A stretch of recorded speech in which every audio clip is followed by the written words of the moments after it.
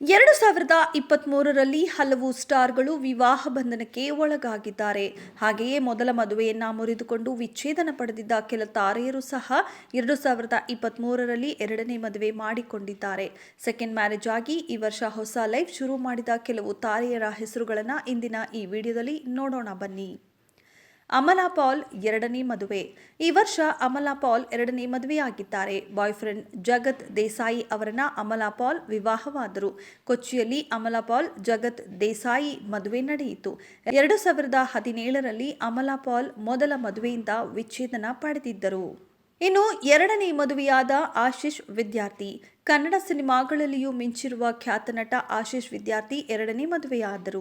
ಮೊದಲ ಮದುವೆಯಿಂದ ವಿಚ್ಛೇದನ ಪಡೆದ ಬಳಿಕ 60ನೇ ವಯಸ್ಸಿನಲ್ಲಿ ಅಸ್ಸಾಂ ಮೂಲದ ರೂಪಾಲಿ ಬರುವಾ ಅವರನ್ನ ಆಶೀಶ್ ವಿದ್ಯಾರ್ಥಿ ವಿವಾಹವಾಗಿದ್ದಾರೆ.